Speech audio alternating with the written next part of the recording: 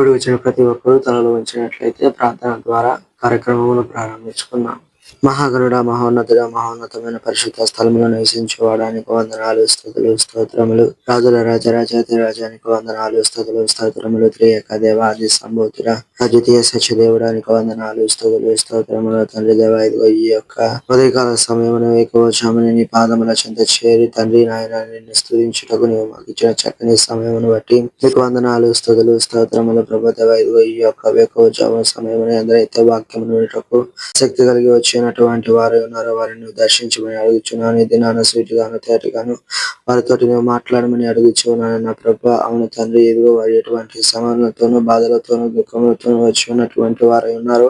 వాటన్నిటిని పోగొట్టుకుని ఇక్కడ నుండి సంతోషముగాను సమాధానముగాను ఐక్యతతోటి వెళ్ళినట్లు నీ కృప అనుగ్రహించమని అడుగుచు మా రాజు మా రక్షకుడైన నజరేయుడైన యేసు అతి పరిశుద్ధ నామంలో ప్రార్థించి స్తుతించి అడిగి వేడుకొని పొందుకొని ఉన్నాం మా ప్రియ పరలోకపు తండ్రి, ఆమేన్. అందరికీ ప్రైస్తలాడ్. ఈరోజు మనం చెప్పుకొనబోయేటువంటి అంశము హృదయ సున్నతి అనగా నేమి. సున్నతి అంటే అసలు ఏమిటి?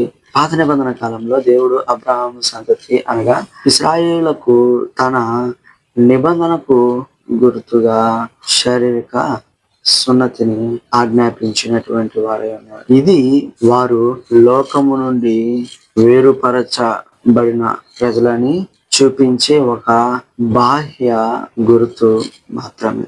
అయితే ఇక్కడ హృదయ సున్నతి అనగా ఏమిటి? సున్నతి అంటే బాహ్య సున్నతి మాత్రమే. అది శరీరానికి ఉండేటువంటి ఒక గుర్తు మాత్రమే. అయితే ఇక్కడ హృదయ సున్నతిని దేవుడు అడుగుచున్నటువంటి వాడు ఉన్నాడు. నీవు హృదయ సున్నతి పొందాలని ఆశించుకున్నటువంటి వాడే ఉన్నాడు. ఈ హృదయ సున్నతి అనగా ఏమిటి అంటే కేవలము శరీరము మీద గుర్తు ఉంటే సరిపోదు. హృదయము దేవుని కొరకు మార్చబడాలి. దేవుడు ఎప్పుడు ఆశిస్తూ ఉంటాడు. బాహ్య ఆచారాలు పద్ధతులు పాటించడం కంటే అంతరంగంలో పాపాన్ని తీసివేసి దేవునికి లోబడటమే హృదయ యొక్క సున్నతి. దీనిని హృదయ సున్నతి అని అంటారు. అయితే పాత నిబంధన కాలంలో ఈ హృదయ సున్నతి గురించి దేవుడు ఏమని తెలియచేయించినటువంటి వాడే ఉన్నాడు. పాత నిబంధనలో హృదయ సున్నతి గురించి ఉన్నదా? ఉంటే ఎక్కడ ఉన్నది? రండి వాక్యమును చూద్దాము. ద్వితీయోపదేశ కాండము 10వ అధ్యాయము 16వ వచనం చదువుకుందాం. కాబట్టి మీరు సున్నతి లేని మీ హృదయములకు సున్నతి చేసుకొని ఇక మీదట ముష్కారులు కాకుండుడి. హల్లెలూయా. ఇక్కడ వాక్యమును మనము చూసినప్పుడు అక్కడ ఒకటే మాట ప్రభు మనతో సెలవిచ్చున్నటువంటి వాడు, దేవుని తెలియచేయుచున్నటువంటి వాడు ఉన్నాడు అంటే మూర్ఖత్వాన్ని కఠినత్వాన్ని విడిచిపెట్టి హృదయ సున్నతి గలవారమై జీవించుడి. ఈ విధాన ఏటిని విడిచిపెట్టాలి? నీలో ఉన్నటువంటి మూర్ఖత్వాన్ని విడిచిపెట్టాలి. నీలో ఉన్నటువంటి కఠినత్వాన్ని విడిచిపెట్టేటువంటి వాడవై ఉండాలి. అప్పుడు నీవు హృదయ సున్నతి పొందినటువంటి వాడవై ఉంటావు.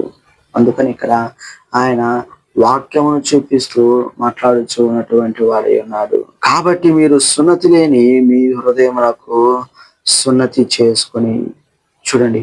ఇంతకు ముందంతా మీ హృదయములకు ఏమి లేదు, సున్నతి అనేది లేదు. మనం మొదట చెప్పుకునేటట్లు ఒట్టి బాహ్య సున్నతి మాత్రమే కలిగి జీవించున్నటువంటి వారమై ఉన్నాం. అంటే ఇశ్రాయేలు ప్రజలు అన్నాడు బాహ్య సున్నతి అనగా శరీరము మీద ఒక గుర్తు మాత్రమే కలిగి జీవించున్నటువంటి వారై ఉన్నారు. కానీ వారు హృదయ సున్నతి పొందినటువంటి వారుగా లేరు. అందుకని ఇక్కడ ఇశ్రాయేలు ప్రజలతోటి తెలియచేయచ్చు ఉన్నాడు, మీరు బాహ్య సున్నతి మాత్రమే పొంది ఉన్నారు. అయితే దానిని కాకుండా హృదయ సున్నతిని కూడా మీరు పొంది జీవించుడి. హల్లెలూయా. అలాగే మరొక వాక్యమును ఇక్కడ మనము చదువుకుందాం రండి.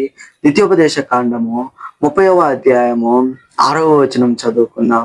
మరియు నీవు బ్రతుకుటకై నీ పూర్ణ హృదయముతోను నీ పూర్ణ ఆత్మతోను నీ దేవుడైన యెహోవాను ప్రేమించినట్లు నీ దేవుడైన యెహోవా తనకు లోబడుటకు నీ హృదయమునకును నీ సంతతి వారి హృదయమునకును సున్నతి చేయును. హల్లెలూయా. చూడండి ఇక్కడ ఏమని మాట్లాడుచున్నటువంటి వాడు ఏమన్నా, నీవు బ్రతుకుటకై నీ పూర్ణ హృదయముతోను నీ దేవుడైన యెహోవాను ప్రేమించినట్లు నీవేం చేయాలంట? సున్నతి కలిగి జీవించేటువంటి వాడు ఉండాలి. సున్నతి అంటే మామూలుగా మనం గుర్తొచ్చేటువంటి మాట శరీరానికి చేసినటువంటి సున్నతి మాత్రమే గుర్తొస్తుంది. అయితే ఇది నా ప్రాముఖ్యముగా దేవుడు మనతో మాట్లాడుచున్నటువంటి వాడు ఉన్నాడు. బాహ్య సున్నతి మాత్రమే కాదు, శరీరానికి చేసినటువంటి సున్నతి మాత్రమే కాదు, హృదయ సున్నతి కూడా చాలా ప్రాముఖ్యమైనది. హృదయ సున్నతి సరి అయినదిగా, హృదయ సున్నతి నీవు కలిగి కానీ జీవిస్తూ ఉంటే నీ హృదయము ఏ పాపము లేకుండా, ఏ దోషము లేకుండా పవిత్రముగా నీవు ఈ దినమున బ్రతుకుచున్నట్లయితే నీవు బ్రతుకుతావు. హల్లెలూయా. ఈ దినాన దేవుడు నిన్ను ఒకటే కోరుకొనుచున్నటువంటి వాడు ఉన్నాడు, హృదయ సున్నతి కలిగి జీవించమని. పాత నిబంధనలో ఈ హృదయ సున్నతి అనేది నెరవేర్చబడినటువంటిది ఉన్నదా? లేదు. కానీ ఎప్పుడు నెరవేర్చబడినది? యేసుక్రీస్తు కాలంలో, పరిశుద్ధాత్ముని కాలంలో ఈ హృదయ సున్నతి అనేది నెరవేర్చబడినటువంటిది అయి ఉంటుంది.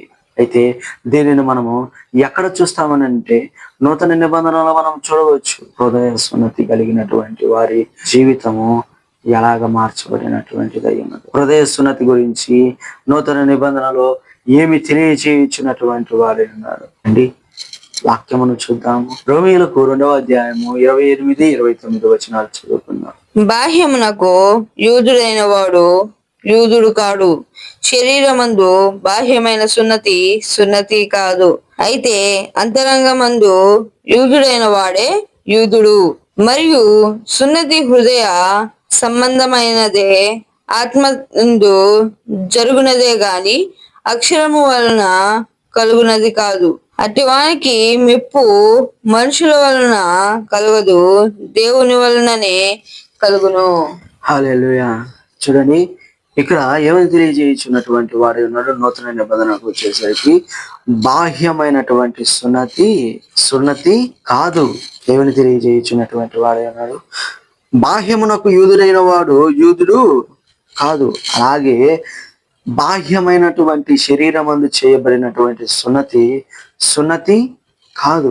ఈ దినాన మనిషి పొందవలసినటువంటి సున్నతి ఏదైనా ఉన్నది అని అంటే అది యొక్క హృదయ సున్నతి మాత్రమే. తమ హృదయమును పవిత్రముగా ఉంచుకున్నట మాత్రమే, తన హృదయంలో ఏ కపటము లేకుండా ఉంచుకున్నట మాత్రమే ఈ దినాన విశ్వాసి కలిగి జీవించవలసినటువంటి సున్నతి. అట్టి వానికి ఎవరి వలన మెప్పు కలుగుద్దంట?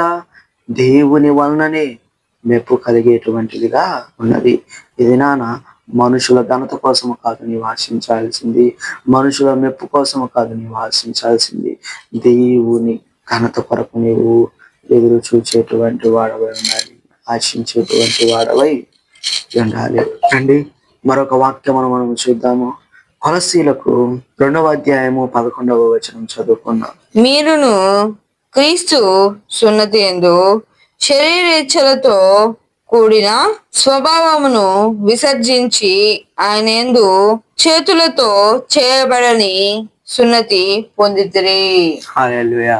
ఎలాంటి సున్నతిని కలిగి ఉన్నటువంటి వారే ఉన్నారంట? చేతులతో చేయబడినటువంటి సున్నతిని కలిగి ఉన్నటువంటి వారే ఉన్నారంట. ఈ సున్నతిని ఎవరు కలిగి జీవించాడు?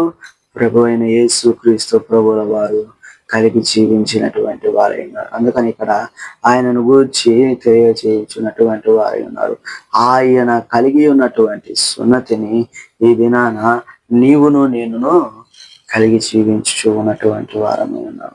దినాన ఇది నెరవేర్చబడినటువంటిదిగా ఉన్నది. ఇప్పుడు మనం చూస్తున్నప్పుడు బాహ్య సున్నతి ఎవరికన్నా చేయించున్నటువంటి వారై ఉన్నారా?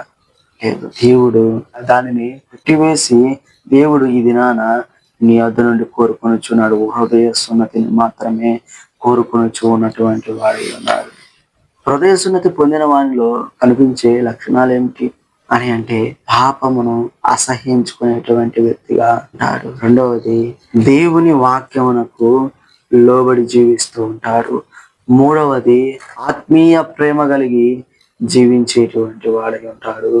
నాలుగవది ఆత్మ ఫలములు కలిగి జీవించేటువంటి వ్యక్తి అయి ఉంటాడు. ఈ రోజు మనము పరీక్షించుకునేటువంటి వారమే. మనము ఎటువంటి సున్నతిని కలిగి జీవించున్నటువంటి వారమై ఉన్నాము. మనము ఎటువంటి ఆత్మీయతను కలిగి జీవించినటువంటి వారమై ఉన్నాము. ఒకసారి మన ఆత్మ పరిశీలనను మనము చేసుకునేటువంటి వారమై ఉన్నాం. ఇది నాన్న దేవుడు నిన్ను కోరుకొని ఉన్నది, నిన్ను అడుగుచి ఉన్నదలా ఒకటే, హృదయ సున్నతి కలిగి జీవించడం. ఏ పాపమును చేయకుండా, ఏ తప్పును చేయకుండా నీ హృదయమును పవిత్రపరుచుకొని పరిశుద్ధపరుచుకొని జీవించడం. ఇది నాన్న నిన్ను నీ దేవుడు అడుగుచి ఉన్నటువంటి వాడై ఉన్నాడు. ఆయన మాటకు లోబడి దానిని చేసిన ఎట్లా రెట్టింపు ఘనతను ఆయన నీకు ఈ దినాన అనుగ్రహించేటువంటి వాడై ఉన్నాడు. ఈ కొద్ది మాటలను దేవుడు దీవించును గాక. ఆమేన్.